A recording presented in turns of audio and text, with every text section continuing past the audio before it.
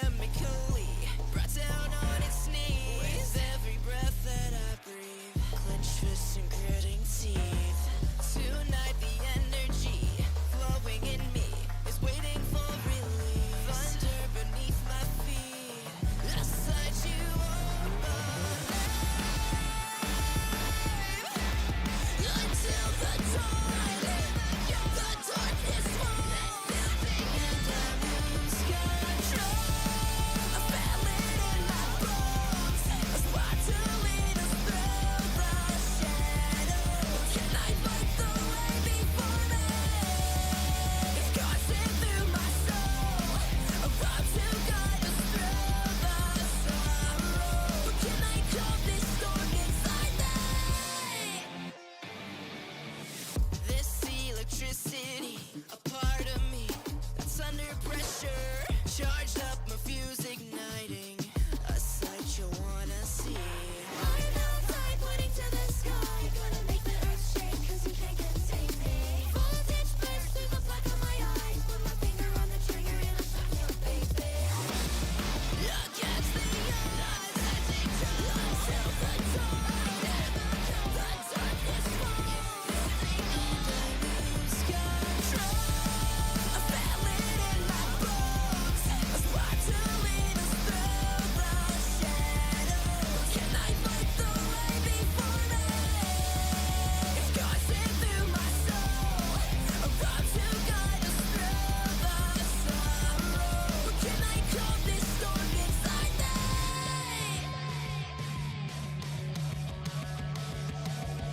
calm this storm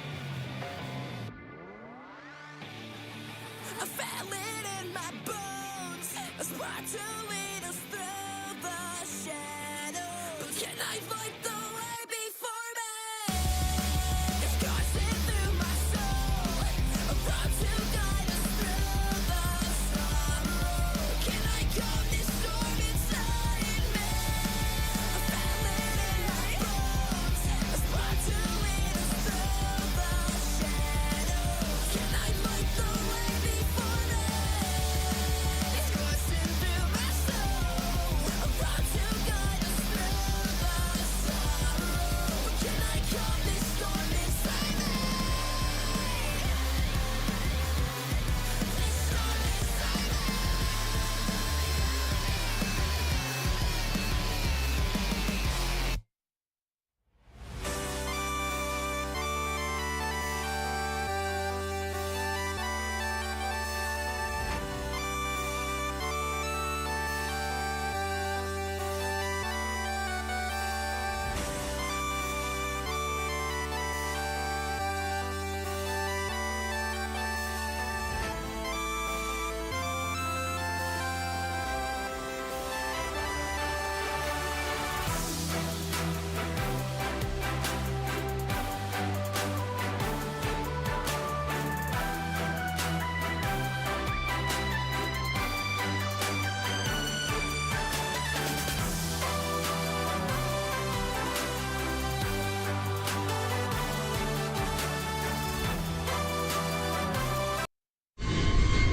유일하고 독보적인 커리어. 한자리에서 지켜온 정상의 위치. 지나온 여정과 앞으로의 도전. 나에게만 허락된 단 하나의 길.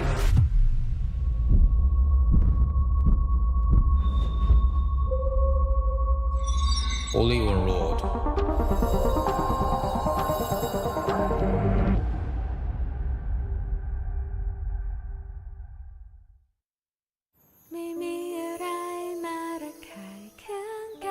Fix Premium Organic Tape ผ้าอ้อมสำหรับทารกแรกเกิดมีเทคโนโลยีป้องกันผื่นผ้าอ้อมอ่อนโยนไม่ระคายเคืองผิวลิต้าเลือก Fix Premium Organic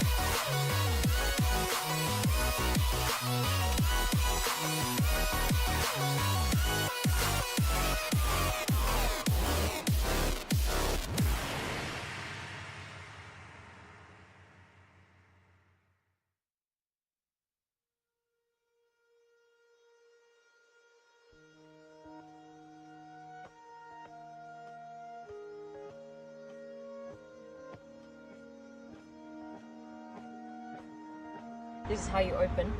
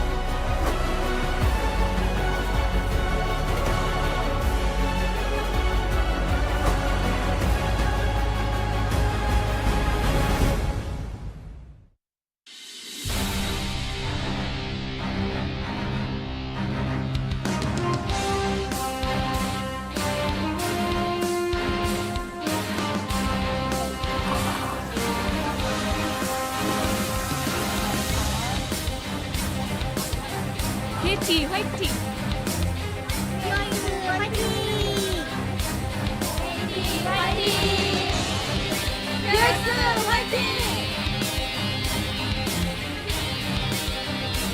Welcome, ladies and gentlemen, to the World's Qualifier here for 2024. I'm Atlas, I'm joined by Wolf, and we prepare to see which team is going to be facing off against T1 and trying to steal that last spot, the coveted 4th seed to the World Championship. Is it going to be a telecom war for actually all the marbles this time, as I've been saying all year, but this is actually where all the marbles do come into play?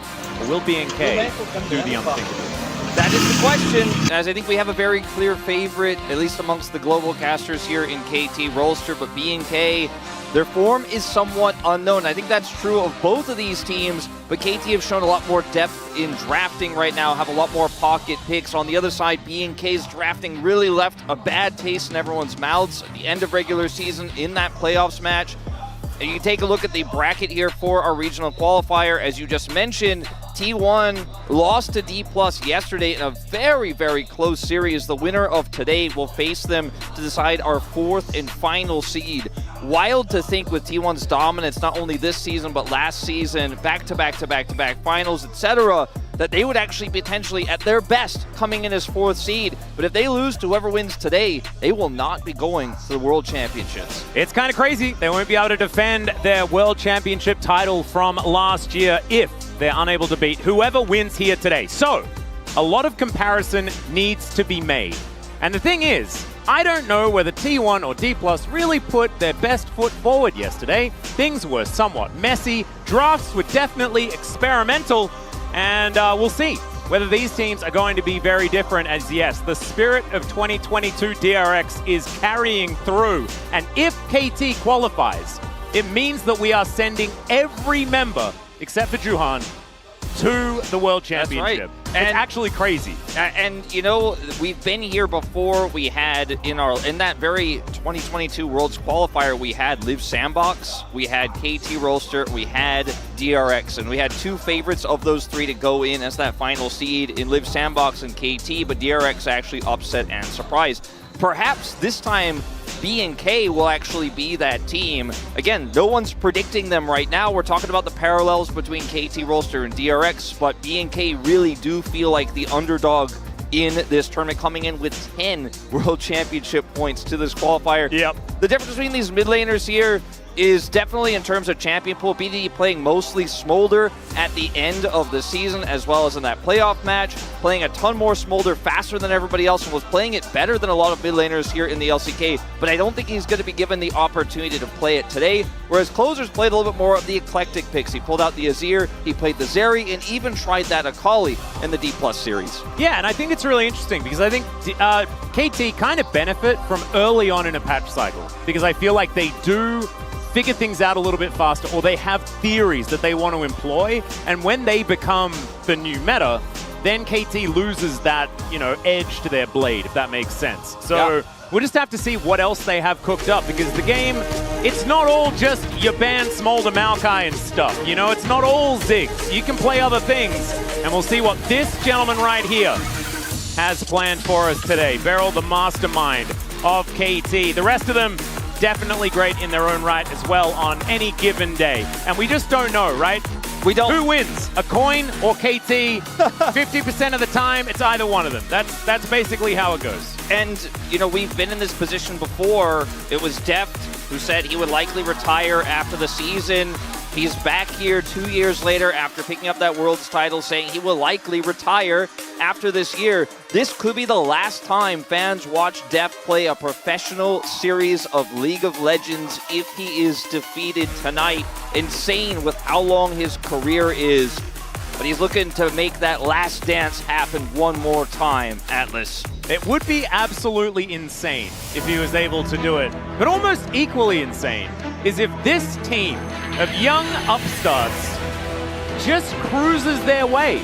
I mean, this is all basically brand new players and a Giga Chat. That's what this team is right now. I mean, Closer, I think, has a few years under his belt. I think maybe we should start changing the narrative there. But it doesn't change the feel of this team. A team that just wants to go in, every single opportunity that they get. And I think that that is going to mean KT are going to have to play to their level. And they often do, right? This is KT. They will do that. This might get real scrappy. Oh, I think it absolutely will. I think this series is going to be very similar to yesterday in terms of how back and forth it is going to be, how many fights, how many skirmishes. Now, taking a look at some of these stats here, BDD's stats are very impressive for playoffs considering they also were defeated in a 1-3 fashion. So same scoreline between these two players in playoffs, but BDD's stats were way more impressive than Closer's. He made a very large impact. And some of those games they lost against T1 were winnable, and BDD was massively ahead of Faker. Consider he was laning against Faker, who, you know, in our mid lane pool right now is not really in the top conversation, but BDD has looked very strong right now. Closer has shown more picks, but none of them have been effective as BDD's meta picks. And even though he's playing Closer, or the Corki rather, and the Smolder almost exclusively, we know he can play the Azir. We know he can play the Talia. So I give a huge edge in the mid matchup to BDD right now. I think it's a big reason why most people are predicting KT to advance. Yep. And you mentioned earlier B&K, a team full of young players, right? Players who haven't accomplished that much. When we look back to the 2022 Live Sandbox roster that lost, we had Prince in tears, right? Yeah. It's an emotional moment for him. You know, back then players like Summit have gone on to do big things, have gone on to do things outside of Korea, Prince as well. And I feel like you look at this B&K roster, they don't look impressive on paper, but they have a ton of talent, and what they've done between their loss in playoffs and now is the biggest question mark. The same is true of KT, but I think a lot of people aren't ready to trust that this roster filled with new talent has developed enough just yet to stand up against those world champions on the other side. Yeah, I do think that it's a really interesting matchup sort of down the line as well. We were actually having a discussion about this off air about Perfect versus Clear and who we see as being the player that offers the most to either team. I think both of them are extremely different, right? I think that the development of Perfect has been pretty amazing over this year, but we know what Clear is capable of. And I feel like Clear has that X factor, that killer instinct that Perfect kind of doesn't have. He's develop more into, I'm just going to be consistent and allow the insanity to come from the bottom side of the map, which I think is the right idea. But Clear certainly has shown that he still has that very wide champion pool and can pull out those crazy things during a game. Yeah, Perfect has tried to get resources, try to play the strong side of the top lane, and he played Renekton exclusively in that series against T1, whereas Clear has shown a more multifaceted playstyle. He will weak side in some drafts, he will play the Kennen, he'll play Gnar and Crush, but he will also just play the Cassante. And I think that's something that Perfect in the past showed us he was capable of doing. He did weak side a lot at the beginning of his career, and especially at the beginning of this year. But we're seeing now that Clear has, I think, surpassed him in terms of different opportunities in draft. And it's not always fully utilized by Ryu, and that's something that we've been very critical of in the past. I want to see B&K lean on their identity hard with this meta. I want to see dive comps, I want to see pick comps, I want to see single target blow up. Because KT have shown that they will scale, they will sit back and play late game team fights better than B&K can. Their macro reads are better, so you need to actually stop them in their tracks. You have to throw something to the cogs of the machine that is KT Rolster. And I think one of the biggest things is that there is a lack of experience on B&K. And as we hop into the draft, I just want to kind of set it up for where these teams are going to be strong based on who's on the team, right? When you've got a lot of young players, decisiveness in the late game isn't quite there. When you have Beryl, decisiveness in the late game is all you have. Yeah. You don't have a lot of hands in the bottom lane, but he knows where they need to be to pull out those clutch plays as the game goes on.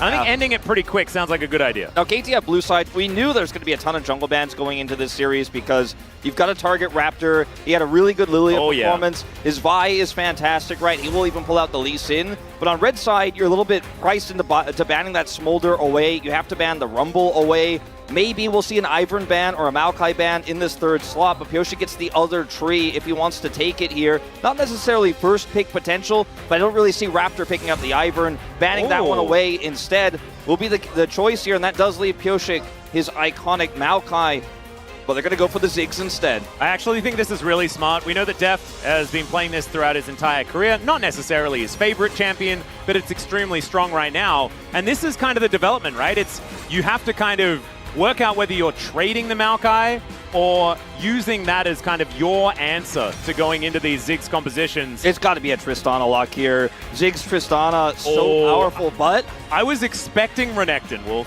because that's what we saw the entire series against T1. I love this out of Perfect. Not because, like, Jack Sejuani, you know, it does what it says on the tin, but this is a much more aggressive pick. And this Absolutely. is one that has so Blink คอลลาเจนไตรเปปไทด์ 5,000 ดื่มทุกวัน Blink ทุกวัน with confidence, that completely changes KT for me. Yeah, no, I think that's definitely a really good point. This is going to push up the Cassante priority here for B&K. You still have to think about banning the Leona away here now as B&K for this Ziggs lane.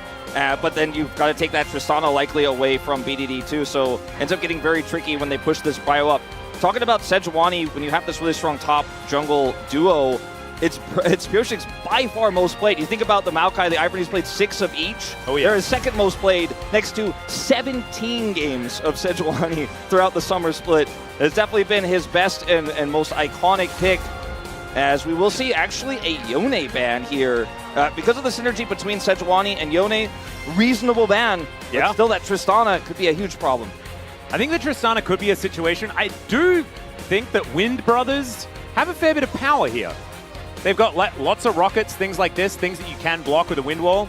Maybe not necessarily the Maokai or the Cassante, but they also have so many auto attackers, right? Like there's BDD's Azir taken away, something that kind of escaped us because he hasn't really been playing it more recently. But the Jack's value in this composition is bonkers. Yeah, I mean, yes, it's Sejuani, and she's not going to offer the AP damage to go, you know, for an AD mid here, but you already have the Ziggs in bottom lane.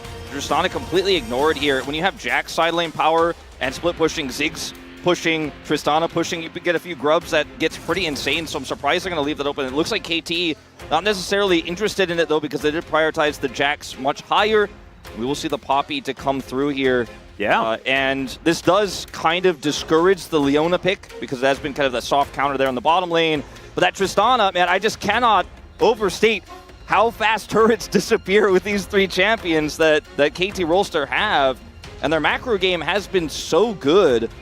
Yeah, I'm actually kind of baffled that that wasn't banned. Part of the reason why I thought that they were planning on something else is because they'd be like, well, there's no way we're getting Tristana now. That'd be crazy. Yeah, no, I know. I think they even were like, I guess we lock it. You know? Yeah, I don't know. What's the trap? Where's the trap? Well, it might be sprung because B&K do have 2 junglers, 2 supports, and 2 top laners locked in right now. And so things could be all over the place, depending on what is going to be locked in next. Beryl, the bull by the horns, perhaps, as his very famous Alistair is locked in. Yeah, just playing it into the Poppy here is, oh. Yeah, this is what I was thinking. I could sense a cook. There was some stuff being made. And I actually think being able to step away from this very auto-attack themed playstyle does make a lot of sense. Yeah, I do think that there are a few different picks they could have played in the bottom lane. Seraphine is the most common right now. We saw it a lot in the LCK. We've seen it in other regions. It's very popular in solo queue. And it is very strong into Ziggs because you can shield a lot of that burst damage, and it becomes very frustrating to actually use your Ziggs composition. My only issue with running this is it basically means you've surrendered any sort of lane control and map control to KT Rolster, and if they get grubs, if they get, 5, 6 grubs, 6 grubs is the nightmare. You're just always going to be behind the play when it comes to split pushing, especially if they play towards Perfect at all, and he ends up getting money here. Trying to lane swap with the Seraphine into the Ziggs also feels like you're not going to be getting anywhere near the value the Ziggs is going to be getting in said swap. So trying to put the Jacks behind early will be very tricky to pilot here. And B&K just have not been that team that has a really cool, complex start to mid-game strategy team. They've been more about getting picks. They've been more about skirmishes. They've been more about, I'm going to out-hands you in this moment. And I think that if they can pull this off, if they can pull this draft off, this series just got a whole lot more interesting. I think if they pull off this draft, Wolf, I'm going to take it an extra step. Then I think they win the series 3-0 because I think that this is almost unlosable. I think that the draft on the side of B&K, I don't want to beat around the bush. I think that we have to be honest. I think they have 0 damage, and I think KT has about 11 different ways that they can get on top of Corki and kill him. And once that happens, where does damage happen from? Yes, there's a lot of sustain, but if you keep things alive to do nothing, nothing happens. Let's jump into the rift for game 1.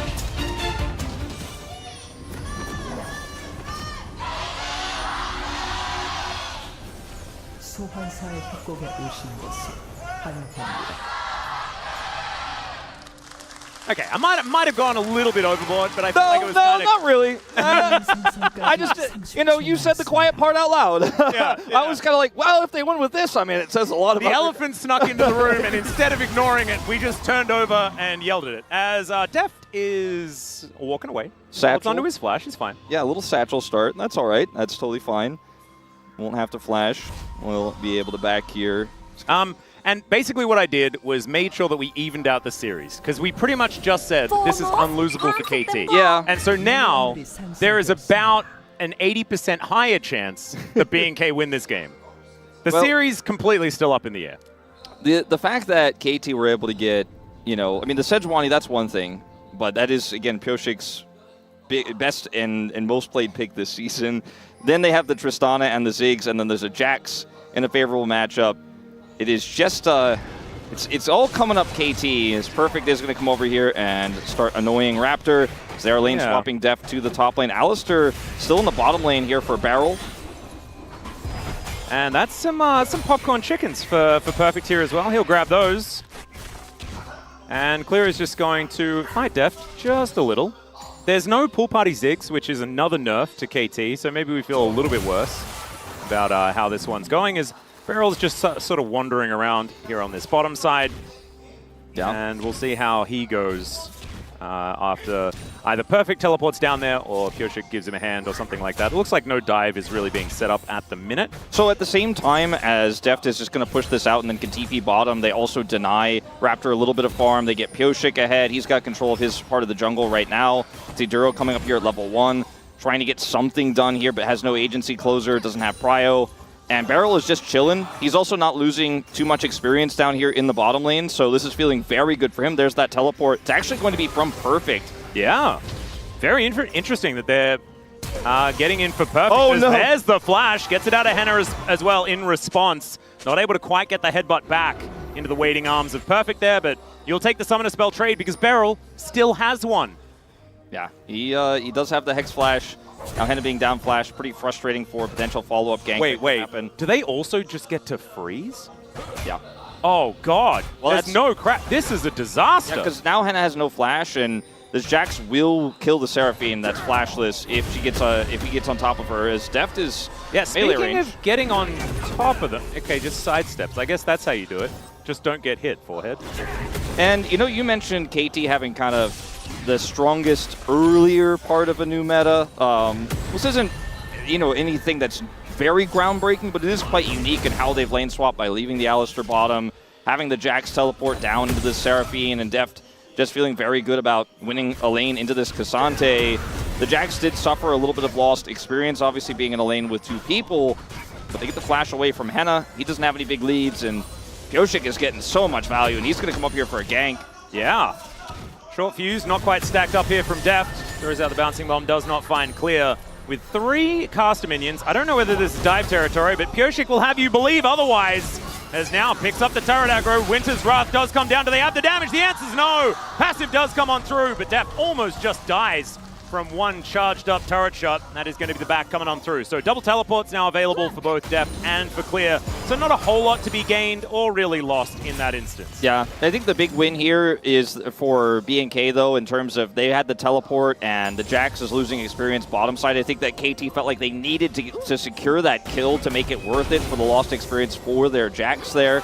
And they do end up unsuccessful. Deft is going to teleport to the top lane, started walking, but then ultimately decided to TP, so they're under a little bit too much pressure there in the bottom lane to try to swap that back. And the Perfect already TP'd, he couldn't TP back to the top side, so that gank failing is actually pretty huge for B&K. It's really interesting that they are making sure that they give Deft that solo experience. I mean, one of the reasons why there were mages in the mid lane for the majority of the times is that you scale a lot with levels, right? Like, it's not the same as 80 carry where you get a lot from items. Casters get a lot from levels as well. And so moving into that, I mean, Jax also wants levels, so it's not necessarily like it works out perfectly. But getting towards Mega Inferno Bomb a little bit faster, these sorts of things could actually be consequential for fights around Grubs, Exactly. And that's, I think, the main thing here is Deft is also going to be straight up closer to the Grub fight and can just walk straight over to it. They definitely could contest this because they're the ones with the Tristana, Ziggs, Jax in their composition. It is really imperative for them to start stacking those up early. They do spawn here in 30 seconds. It's a Chemtech Dragon as well for the first Dragon, so feels pretty ignorable. You're feeling like you're high rolling if you're the Grub's chasing team as Duro. Yep, Duro finding that angle there, does get the charge forward, throws out the ulti, does BDD, still holds on to the flash. I don't think he has to use it. Just rocket jumps eventually, and he'll be A-OK. So loses a bunch of health, doesn't have TP, and so we'll now need to cede a little bit of ground here to close it. Yeah, and I mean, this is with the Grub spawning in 5 seconds here. This is a really huge play from Duro to get BDD's ultimate half his health bar here. Oh, yeah, great interrupt there on the headbutt. As now Pyosik is going to be free for the next little while to throw out that Arctic Assault, but not going to actually go for any extra engage onto Duro here. As Raptor starts this up. Control ward's down, Banana Brush battle, but it looks like B&K should be able to secure this unless Deft can get something done. Level 6 has actually been picked up, but isn't going to offer a Mega Inferno Bomb right now. Yeah, if he had vision, I think he definitely tosses it in, tries to steal it. But yeah, I was expecting something like that to happen. I mean, he technically still could, but it would just be a dart thrown in the dark at those Grubs. So doesn't it go for it? But you hear a big cheer in the crowd on the B&K side. 3 Grubs to their composition is, it's whatever. But denying that from KT's composition is a massive win. Oh yeah. I think that giving those up would have been really, really rough. So really good utilization of the chunk onto BDD. It's not often that you see no flash being burnt, no big cooldown outside of Buster Shot being used and still being able to get something this big from it. Really well played there by B&K, understanding that a few extra buttons is going to give them that angle. Yeah, and this is with the Ziggs, controlling ranged into top matchup on the top side. KT were pretty well set up for that, but Duro makes a pretty heroic play there. And, now we're looking at gold leads kind of fizzled out here for KT. There were a few hundred gold ahead, but after those Grubs come in, it's kind of evened up here. And 3 Grubs are still available for them to take on the next Grub set in 3 minutes time, but you really wanted to stack, 5 of them. 4 is worst case scenario, but 5, 6, that's when you're really ripping those turrets off the map. So being able to slow this game down here for B&K is absolutely what they were looking for. Perfect still in this matchup down here against Henna, and is starting to, farm it up, but doesn't have any significant leads or anything like that. So we are starting to look for a posture around this Dragon. The one good thing about Chemtech Dragon is it means you don't have it as a soul, so it is going to be valuable in that regard to start stacking. The best thing about it is that it may not exist later. Yeah, that's how it works. It's beautiful. Duro just going to pick up his buckler here, wandering around, BDD in the area. And of course, Steadfast Presence is very, very valuable, as Beryl might have to flash if he wants to look for an angle, does instead decide to just throw a headbutt to the wind. Sometimes you got to do that, trade some buttons. Now, Deft still doesn't have teleport, as a bit of a lurk. Yeah, there's the ulti right on top of Henna. That is going to be, first blood should be coming through, but never mind. The encore comes down, and Pyosik is going to die. Henna with the sickest of outplays. Oh, so sick by Henna. Flashes, and then reverses the ult, charms them, and pulls Pyosik under turret. Has the follow-up there. Pyosik goes down, and what looked like was a free Dragon for KT. KT got greedy. They were like, oh, we get Henna here.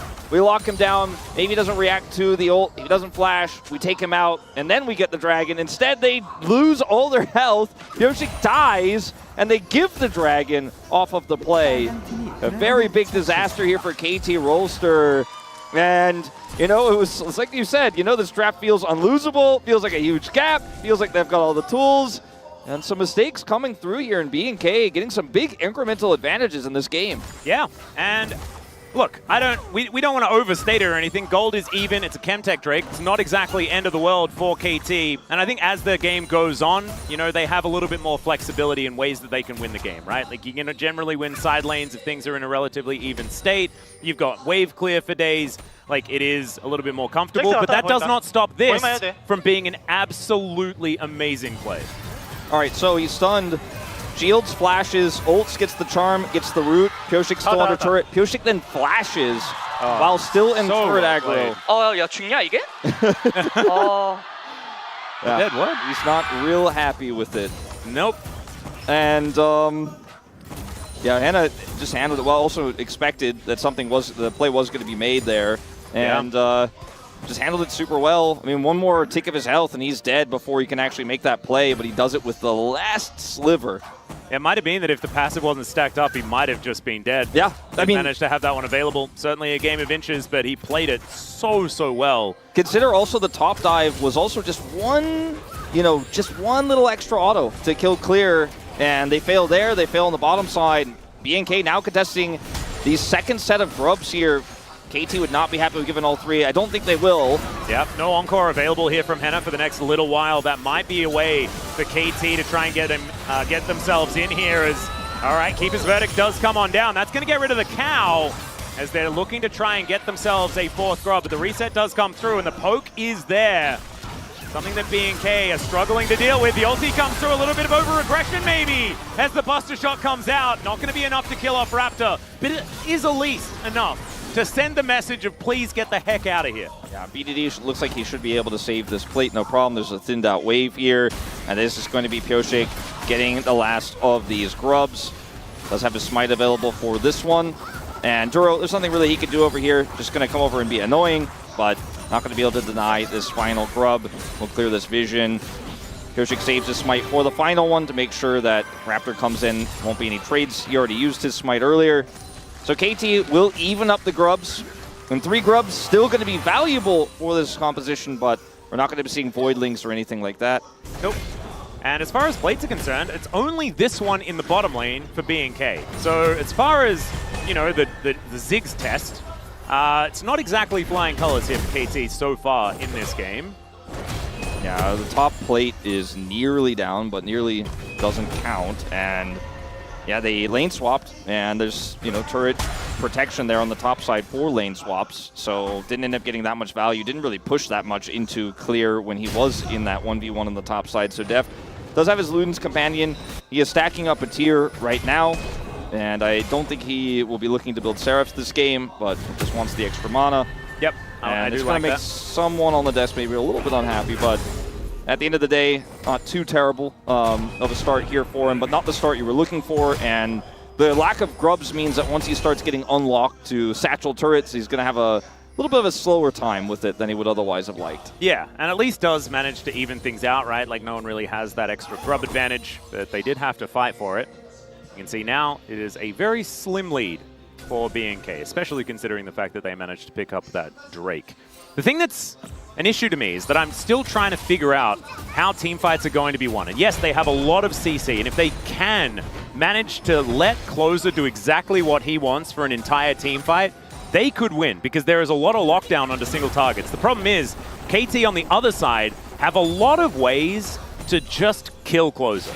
Yeah. And I think that it's going to come down a lot to Duro and what he can do to try and disrupt KT's composition, stop these engages from happening, keep this Corki alive, and keep the threats away. And oftentimes when you have Tristana in the mid lane, she's a secondary 80 carry threat, but in some of these drafts you've seen here in the regional qualifiers, it's with a Ziggs, and so you have a lot of split push.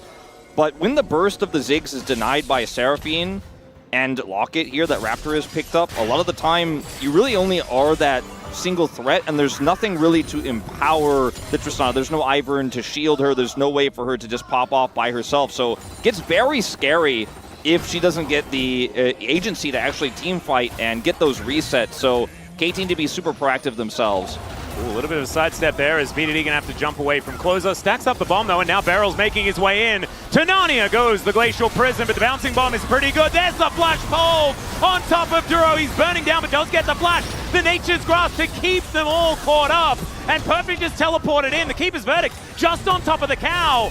And in these extended fights, this is where Seraphine can shine as the Q is going to connect, but the headbutt to save Def. BDD able to jump his way out, and the Mega Inferno Bomb goes down. Is anyone going to die? Yes, finally the tree is going to be cut down, and Barrel, you can see, he could see it, the angle on the Pulverize, but the turret is just going to kill him.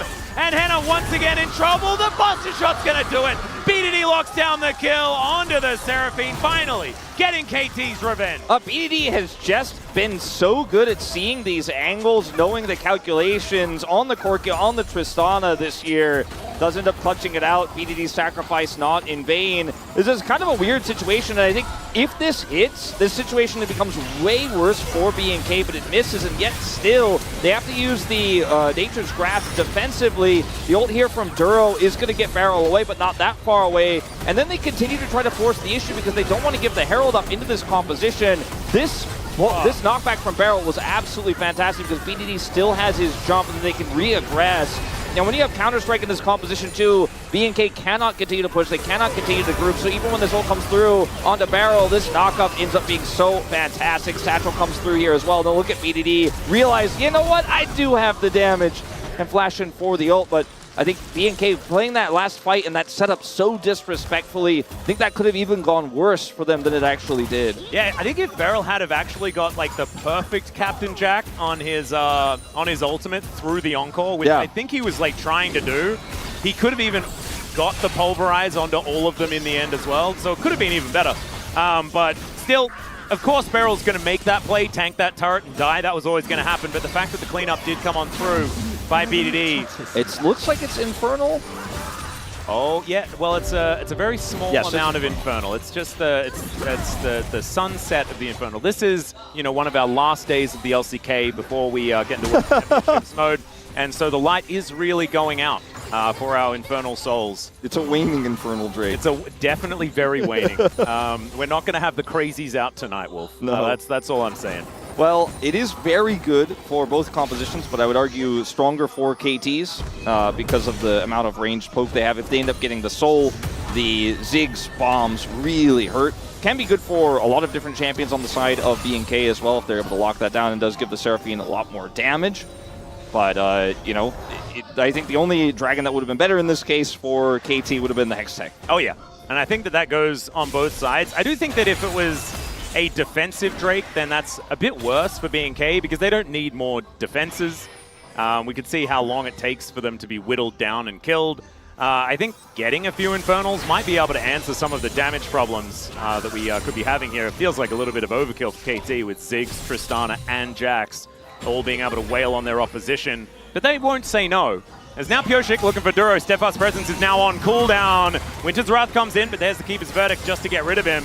This should be the Rift Herald taken, though, because that Keeper's Verdict is so incredibly important. I mean, Henna's teleport's coming back online, so if they had Keeper's Verdict, there's a world where he could actually get that back off, get his mana back, TP back in, and then contest. But because that was used defensively there for Duro, I think there's no way they can actually force this. I mean, they're putting Closer in topside, trying to clear the wave. There's that TP. Oh, okay, it's a double TP as well. Both Henna and Clear are making their way in. Deft is looking to take a turret in the mid lane. But this double TP may not actually be able to get them anything as the reset does come through. There is mid-outer turret secured by KT. And they might even be able to get an honest 5v5 here if Perfect is going to teleport in. There is the flank angle, the Pulverize onto Clear. The Satchel's charged up. And look at the counter-strike value. It's gigantic. But so is the dead Jax now lying on the floor. Mega Inferno Bomb onto 4 is going to soften them up. But now they're able to keep them at arm's length. And yes, the Rift Herald does go down. And KT, they managed to pick that one up, but they do lose their Jax, and BNK do get out. Yeah, I mean, so they end up giving the Herald technically here. Raptor does actually smite that one away. Oh, he took it. Never mind. And it looked like a good fight here for KT, but they didn't actually have enough damage in this one. So, weirdly enough, this teleport, Henna actually mistimes the route here just a little bit too early, but then Duro still pushes the Jax into the wall and denies his Counter-Strike value. Would have been some extra damage with this bomb, and then maybe KT can actually follow up and get some exit kills here, but because they tunneled super hard, it means that actually they don't get anything, and Raptor gets out for free. As, you know, this ends up being Herald going over, but at the same time, what I loved about that play from KT is it looks like we are going to see this turret now in exchange here for Closer. What I loved about that play for putting Deft in mid was the whole goal of the Herald is to get a turret, and then they're like, ooh, you guys double TP. Yeah, well, you get the turret anyways. Yeah, you use Herald to get mid out of turret, generally. And Deft just like, what they did was they used fighting at Herald to get a mid out of turret. Perfect. Yeah. They just skipped a couple of steps. I think that's totally fine. ซื้อลองแต่แปลก คืนง่ายคืนฟรี ซื้อเลยที่ Leandri's fans here. Yeah. I wouldn't have even minded an Oblivion Orb. I think that that could have been all right too. At least he didn't go 7 seconds. That's true. At least he just kept the tier in the inventory. It could have been worse. That's what we're saying. Yeah. we'll see what he does end up building third. It better be Leandres for his sake with this Cassante to deal with, as well as a very tanky Maokai, Poppy, etc. There's a lot of reasons, a lot of health stacking, as BNK are grouped on this dragon, but it's still a minute away. And we're just tossing out Seraphine abilities here as Closer will go back down to the bottom lane. And Deft doesn't have a mid-turret to threaten here, so with the lack of objective for 45 seconds, we're just kind of tossing abilities. Milling about, baby. Just using some mana. It's a huge lead for KT, for BNK, sorry. About 200 whole gold, which, that's so much. It's neck and neck, by the way. That's what I was basically trying to say. There is nothing in this whatsoever, and we're starting to see now, Perfect parked in a side lane. Doesn't have TP, though. He's on the top side, going to be chased after by Clear. Means that this should be a bit of a 4v4 around the Drake that's going to be spawning in 10 seconds' time.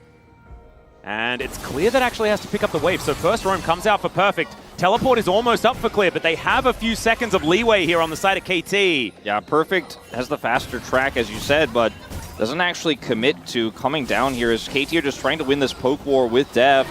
He's enjoying that extra mana right now, but it is running thin. Yeah. And they're not really landing much of that Ziggs poke here, so BNK just kind of sitting pretty here. Henna will have to clear this. Those are going to push bottom wave, and nobody's contesting.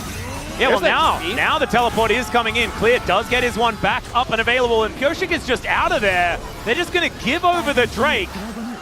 Keeper's Verdict does, just get cancelled there by Duro, holds onto it. Doesn't feel like he needs to invest in it. I think KT probably could have tried a little bit harder there because Perfect, his TP just comes back up now. A burst on the Drake might have been a way to actually pick that one up, given how far away the teleport was. I mean, they allowed Closer to free push that bottom wave and then rotate over and get the dragon. They had the TP coming up for Perfect. They could have played around it. They could have tried to deny BNK entry and continued the poke, or Index like you were suggesting, which I would have done as well. Just try to burst the dragon down and force them into an uncomfortable fight before that Cassante can join, which you had full vision of, which you were tracking. I think KT really dropped the ball in this one, but a good punish by BNK. They still have that very razor-thin gold lead, but that dragon lead feels so substantial. We're looking at a very impactful soul, plus the individual dragon itself, and they're even going to grab this turret here. Yeah. KT kind of getting run around the map. Yep, 4 people. It is going to be a trade because, of course, Perfect was able to take that top outer turret earlier on, but this Gromp could be going over to BNK as well, grabbing a little bit extra. As now, DDD just catching the wave that does get shoved on through, and it's starting to look like KT are getting a little flustered. Yeah. I mean, Perfect had TP, does hold on to it, gets the turret, so it's a trade of turrets, but it feels like one that BNK kind of just stole away here, and KT didn't really contest that much, didn't have enough control of their jungle. And now we're going to get Closer's TP here, but it saves the bottom side turret. This Jax is not going to get that free side push here. Doesn't have a turret to fall back on either, so this is going to get a little bit uncomfortable here. Just as an update for everyone, the Drake timer was incorrect, so we removed it and we will look to fix it. Yes.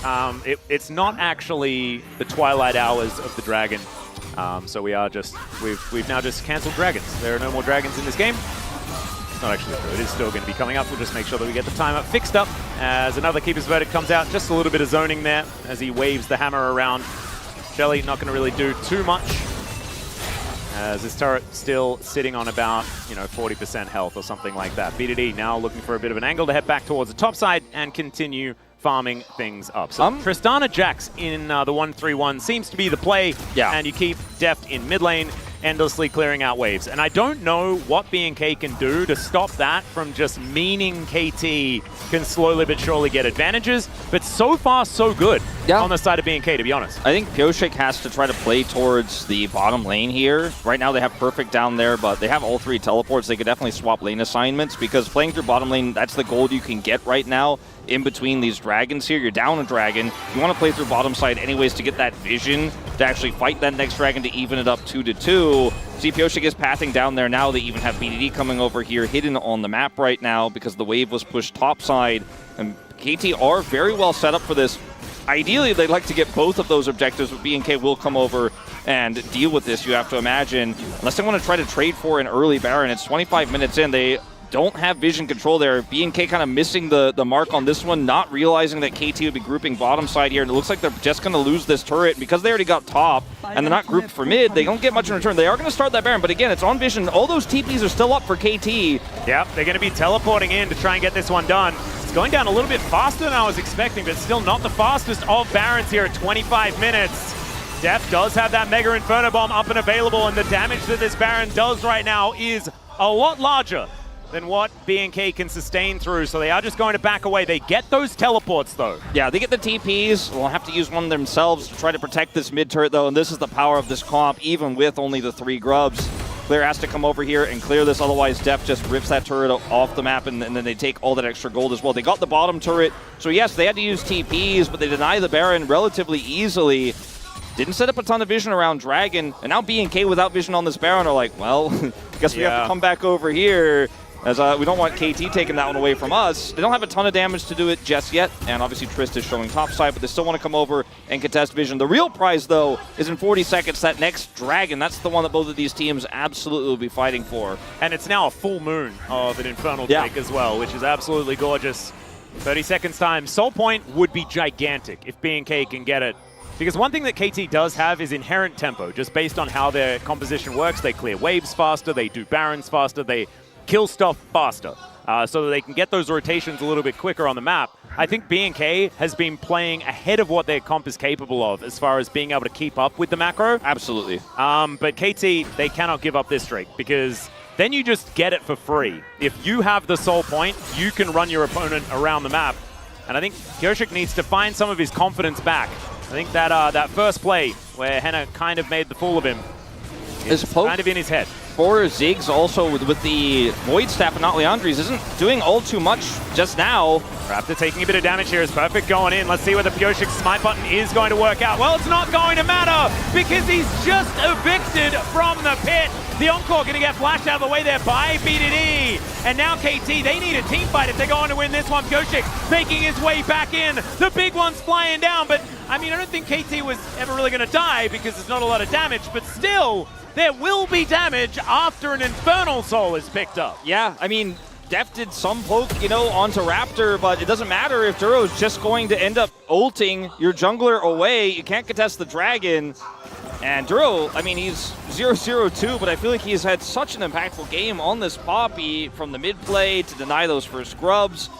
Several ultimates to disengage, this one to secure the Dragon. Just been so big on the Poppy.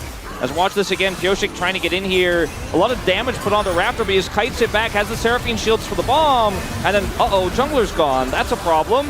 And BDD is forced to flash as well here. That could have been a winnable fight here for B&K if BDD actually gets hit by that. So feels priced into the flash here, and the health bars are just so low. And a lot of the poke didn't land for Def before the fight started, so even though a lot of it landed onto Raptor, he has the Locket, he has the Seraphine shields, and that ult isn't just going to be a free win button in this game. So he went for the Void Staff, which, again, we usually like the Void Staff, but in isolation, if there was a Leandri's on top of it instead of that Horizon focus, a lot of that poke could have been long-term, longer damage, but he has to land it too, it's kind of whiffing. Yeah, I starting to feel like KT should have had the better draft here, but the piloting giving us some question marks. Hasn't quite worked out, although Duro now in a very uncomfortable position is going to flash, and that is going to get him to relative safety. Mega Inferno Bomb, and that'll finish off the kill onto the very frustrating Poppy. I just don't know whether this really changes the tone of the game, though, because yes, Baron is up and available, but this death timer is not very long for Duro. He is very, very fast. Yeah, and, you know, B&K have all their ults up, and they're happy to continue to contest. And there's no Mega Bomb here for Deft anymore. Used it for the kill. So I don't think they can start this Baron up. It's just a little bit of extra gold Deft will pick up, so significant in that way, but not game-changing. We need to see KT win a decisive fight on this next Dragon. That's what's really going to be likely the deciding factor in this game, as Barrel's angle here is fantastic. You know, we have to talk about his Alistair being really good this game. He's found some great angles. He's had some really clutch engages, finds Duro. But again, like you said, not too consequential. Yep. Def just throws a book at him, and he does go down. One of the cool things about this skin is that your ultimate is you throw a big book. And that's, I don't know, kind of like that. Changes things up just a little bit. Water balloons, I think, are probably still the best, but big book to head. kind of funny. So 3-3. There has not been very many kills this game, Wolf. It's somewhat disappointing. I was expecting a lot more action, especially because I was expecting B&K to play dive compositions, playing to that fast and loose playstyle. This is as far from that as you can possibly get with this very slow and steady. Pretty much, I think what this composition is epitomized by is the nature's grasp sort of rolling by, you know? Yeah, and that just doesn't feel B&K to me. It also doesn't feel very B&K to press a lot of shield buttons. Yeah. But they're doing a lot of shield buttons between the Seraphine and the Maokai, as we're just fighting for vision here. And look, KT haven't been able to get really control over the map. If they can get Baron, this comp is going to really... Okay, Raptor. Yeah, he does have the Twisted Advance. Great steadfast presence once again here from Duro, who's been playing out of his mind on this Poppy. If they get Baron, this comp really just takes all over the map completely, like so fast. But without it, you know, they're still just fighting for Prio here for this next dragon. And they just haven't been able to find angles here onto B&K. B&K just grouping as 4. We're kind of K-ramming a little bit here, but it favors B&K as long as they can manage these waves and then have the faster track for this Drake. And they can win the team fight there because KT's team fights haven't really been set up very well at all this game. B&K looking a lot more confident with their composition. Starting to feel like we're looking at this fight here decides who gets the Baron because they're going to have to commit into the fight. You lose this fight, you lose the Dragon, you lose the Baron. If B&K get Soul and Baron off of a decisive team fight here, even though KT have a gold lead right now, they're no longer going to be in the driver's seat. This is such an important moment. 30 seconds away from it. We do have a back here for Duro. He has just enough time to get back to this Dragon. He does have his ultimate online. Raptor set up with his as well. This is basically the fight. Yeah. Go one. They have to do it here. It is going to be a back coming on through. Perfect does complete the Zonya's Hourglass, actually. That's massive. That is a big one. Might be able to play in that front line a little bit more. And KT, they have to be the ones that head towards the Dragon. So now this makes the most sense. B&K moving towards the Baron, wanting to deny that one as much as possible. A pretty, I guess, conservative teleport here from Closer as he makes his way in. And BDD is just going to do the Dragon by himself. That's one of the great things about Tristana. If your opponent is just trying to trade objectives and going, come at me, we have control, then the Trist just solos the Dragon and you get nothing. Yep. Really nicely done there from KT. Kind of highway robbery here. That is going to put them back onto relatively even footing for the next 5 minutes. Closer also just teleported back to mid, whereas again, KT have all of their teleports online, so could even just continue to contest vision and put someone in the side lane.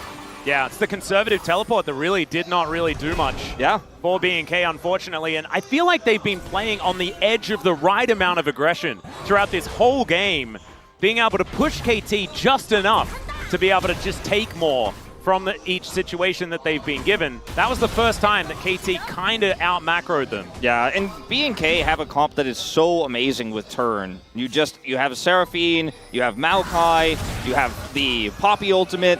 So if you can actually set up first on an objective like this, feels great. But if you don't have the damage to start it and KT call your bluff, they have really good side lane champions and they have teleports. So B&K can try to trick KT into fighting into this choke point of the Seraphine all they want. If KT don't take the bait, they're eventually going to start getting more and more off the map. As you can see, BDD in the bottom lane, pushing that one through. Ziggs clearing mid. B&K matching decently here, but they don't have the advantage they once had on Drake control because they tried to force that Baron take, and KT just did not take the bait. They put BDD over there very calmly, and we wait for the next Infernal. Yep, that's what we're going to do. But the thing is, when next Infernal rolls around, BDD might have 4 items, you know, and some shoes. We'll have Deft moving closer and closer towards that Rabadons, and we were sort of, you know, saying mean things about the Void Staff pickup. Void Staff Rabadons is, you know, just a lot of damage. Yeah, once you just have a lot of damage if you completes those items. Yeah, once you have the full build, it ends up being hard to criticize what it is in its entirety. It's some of the costs along the way, but we gotta skip the along the way part. Yeah, there is one bit of the along the way that I think that Orcs will still have a problem with, but we'll let him do it. He can dissect it. Yes, and we'll let Deft be for now. As this gold lead is just going to look like the patient died, you know, like it's just flatline straight up this whole game. It has not really moved at all as Raptor is in trouble. Now the Twisted Advance is on cooldown as they get rid of the damage. So that means that Raptor should be alive, but they now lose Nature's Grasp and the Keeper's Verdict, 2 imperative ultimates for this next fight. Not for the Drake fight, but maybe for a fight around a Baron. As Drew, once again, Stefa's presence is fantastic. Yeah, I mean, the fact that Perfect can actually, he has Zonias, he can just trade with Clear like this and go all in on it because they can TP to help him during that Zonias. And then he can obviously just TP over to the Dragon if KT actually start that one up. The fact that Closer doesn't have it is so frustrating they can't actually have him in that bottom side lane. Because he used that TP earlier, KT almost have full vision control over this Baron, but they just want to use it as a pressure point to keep B&K on the top side of the map because that real prize is in 2 minutes. If the B&K do not respond to this lack of vision, then they will lose the Baron. I mean, there is so much damage on this composition now with this Tristana especially. And you know, you and I talked about it in draft. We thought that this Tristana Ziggs would get way further ahead than it did. They only got 3 grubs, but you can see the power of it here in the late game, despite the lack of early game here for KT. It's just so oppressive. Add the Jax on top of it, and even though B&K played really well, and yes, it's only 1,000 gold to lead here for KT, you can really feel they're behind on the play. Those are getting that teleport back up will really help relieve some of that pressure, but B&K need to make some decisive calls here. And this is the thing, right? Because we kind of stated it from the very beginning. The tools that KT has, they're the ones that should be able to get them ahead in this series. Hepa pulled onto Raptor. They can't lose the jungle. Oh, no! B&K, they lose Raptor, and now they will lose Baron. As Def trying to satchel away, and he will be successful in doing so. And a teleport to come through from Closer. B&K, it's now time to put the pedal to the metal. I mean, they got a teleport trade onto Perfect to try to, you know, force them to come back so they can defend their mid turret, but now KT are just like, all right, cool, all things are known. I have all this, I have all of these. The timing as well, Wolf, is just the worst. Yeah, because there's 44 seconds on the Drake as well. Yeah, Baron straight into Drake is what KT are asking for here. Keeper's Verdict is now back off cooldown right now from Duro, but the Baron, it's just dead. And now the reset is going to be possible, the reset up for this Dragon, and KT, they have a Baron on top of it with this composition. Oh, it's devastating here for B&K. They were keeping it together for so long. And they really didn't have to use anything to get that pick, so they're still set up to contest this Dragon. B&K are like, well, hopefully they just push with Baron, right? And we get the soul. KT are not going to just give you that for free. Yeah, well, Pyoshik is actually getting closer and closer to dying here, standing in this front line. It's not exactly optimal, does have the Warmogs up and available. As B&K, they do get first position around this Dragon. As all right, KT, can you actually find any of the angles here as Nature's Grasp does come down? Mega Inferno Bomb has come in. That is the Infernal Soul. As Def trying to get that damage down. They get rid of the Jax. BDD's at full health though. And over he goes. Perfect execution is not the name of the ability, but perfect just executed Closer. And now Deft is looking for some bouncing bombs onto Duro. Yes, you got the Infernal Soul, but no, I don't think you're going to live through it. As KT, they don't get the couple of stragglers there as the teleport out does work out. But still, there is a Baron rotating around KT and they lost no one. Yeah, so now to be fair, I think that this is about as well as this could have gone for B&K, honestly, because they're able to get the soul.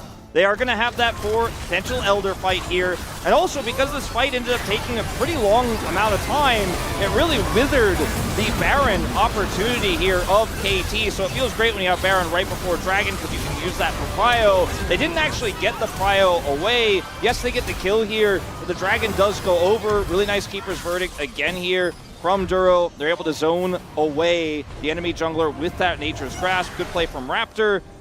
But this is what we were talking about, right? You saw as soon as Closer died, B&K are like, yep, that's done. It's over. Let's get out of here. And one more minute of this Baron should be able to at least get this inner turret, maybe even an inhibitor turret, depending on how hard they can push with this Jax in the mid lane and pull B&K back with that wave. But it is still a lot of money into KT's pockets. The question is, will this Infernal Soul with this composition really get the value you're looking for? You got Corky Poke that can proc it. You have Seraphine that can proc it. A lot more damage in this composition. B&K is not the Giga Infernal Soul comp by any means. No, it feels a little bit like Infernal Denial, which certainly is still a good thing as Clear has to go in. He's pretty tanky as the Nature's Grasp comes down as well. They get rid of Pyoshik first. Out goes the Cow and Deft. He has to flash. BDD and Deft, they need a frontline to fight around. And Perfect is in the mid lane, and he's going to take an inhibitor turret. He's going to get this inhibitor turret. Wow, what the? Yeah, it's Jax, he hits him pretty hard. That was big damage as well. It was, and that's with the Zonius in his inventory. He did go for Sundered Sky. and he has a QSS, so he's very safe on this Jax, but they don't end up really getting the oppressive push to inhibitors, but still, they got about as much out of this Baron as I think they could have after that Dragon delay. So watch this one more time. Pyoshik goes in here, unfortunately finds himself in the Q3, and yeah, it's just very sloppy. The single target here, it's slow, but it has a lot of chain CC on the side of BNK. Yeah. Even a tanky Sejuani is going to fall victim. Pyoshik going into that Q3 is what is his demise. And I don't know whether this was like a call to say like, Pyoshik go in, because even if you die, we take 2 turrets, so it's K. Like, I don't know whether that was the call, but I wouldn't put that past KT. Sure, and also like, you know, if you end up getting that pick on to clear, it feels amazing, and then maybe even get more. But yeah, because the Jax is in mid, it's a very low-risk play, and Perfect is able to just capitalize on that instantly. Whee! As he does go for the Seraphs eventually here to finish off his build. And it's a lot of big burst damage that will go through a lot of the MR because of the Void Staff rather than the other MR item, which names escapes me, Crypt Bloom. So even stronger with this Void Staff over the Crypt Bloom, which is more popular right now. So this feels like the maximum damage, lowest utility. Exactly. Just because like we would have really like there is a Mortal Reminder, but BDD is sort of like pretty single target. You know, of course there is Splash from Explosive Charge and stuff like that, but I do still think that, you know, Deft would be the best utilizer of something like a Morellonomicon, but no one's going to deny the amount of damage that he's going to do. They just have to make sure that they kill him before they get all of their health back in a few rotations of spells. As Beryl's going to be spotted here on this ward. Big one goes down. Not really doing massive damage here. Yeah, and let's not forget, this is not Moonstone Seraphine. It is, you know, AP Seraphine with Rylai's, of course, the Leandries, the Banshee's Veil for some added safety. And that shielding is going to put a stop to a lot of that burst damage from Deft, but just keeps getting to toss in his Qs and will eventually start chipping away. And then the Tristana gets one reset, one target gets low, BD gets that one kill, and we might be looking at a pentakill. I mean, it's that kind of composition, so BNK need to somehow set up for this Elder fight with control over choke points and look for that single target pick. If they can pick Pyoshik or Perfect with a chain of CCs like they did on the turret, again, it's optimistic to hope for that, but I think that's your best bet of winning this game. Yeah, I think like they have to, it's all on Duro. Does Duro get the sickest ult ever? And that was a decent one, because now Beryl is all by himself.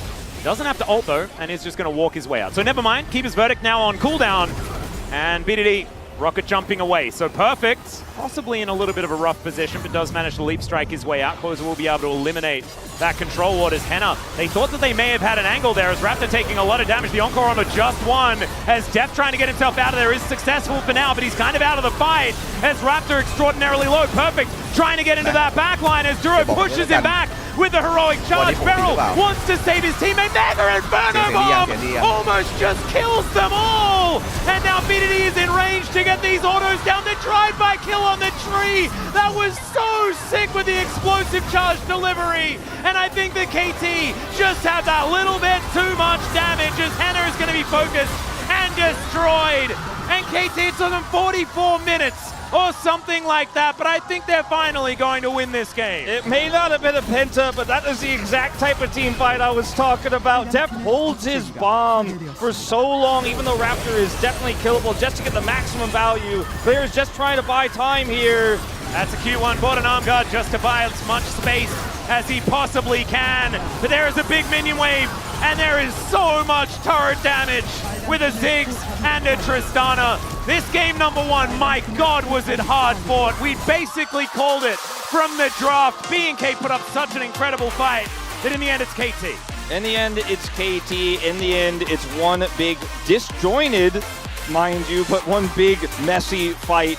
And it is KT's as they pushed Raptors so low. BNK forced to kind of retreat. I understand why Hirai looks so stressed. Yeah. Because I think we all are. Yeah, I don't think this game should have looked the way it did.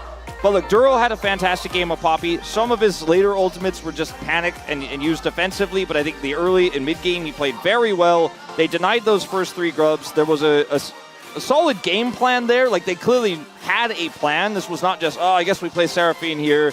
Builds were good. I liked what they were trying to do with this draft. but don't give Ziggs Tristana to anyone. Like Yeah. literally anyone. Yeah. Def does 51,000 damage. Really making 30k look very insignificant. That is over 1,000 DPM in a 44-minute game, ladies and gentlemen. But you can see this here. Like we had a potato until we got to like the last 10 minutes of this extraordinarily long game. It was so incredibly close, almost B&K, almost. It is now time for us to take a short break. Thankfully, this is a best of 5, so there's plenty more League of Legends to come. Space is going to break whatever that was down, and then we'll be back for game number 2 and see what surprises await.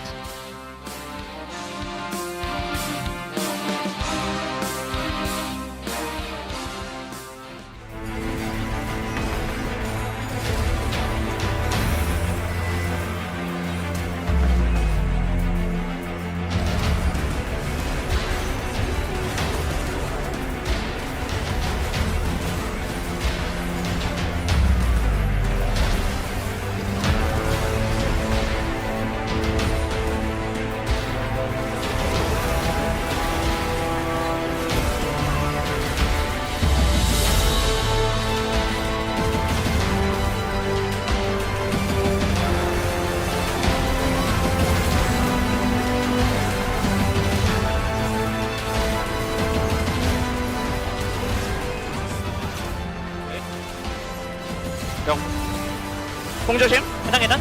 나 피 좀 많이 빠졌고. 아, 얘 발키리 빠졌다. 빨면서 볼래 이거? 빼면서 봐야 돼. 나 길가 간다. 나 한 턴 살았어. 알리 빼면서 해볼 수 있나? 야, 나 정면 볼 수 있으니까 천천히 봐봐. 야, 얘 볼만해. 나 오목으로 피 치우는 중. 기다려봐. 야, 고르키. 잡았다 이거. 마운드 잡았다. 야, 여기 볼 수 있어? 똑같이. 야, 슬로우. 끝낼만한데? 시야. 끝낼만해. 둘다 노플. 다 노플. 이러면 끝날 듯? 아, 끝났어. 빡세냐? 아, 내가 그냥 나공 개대박 났다.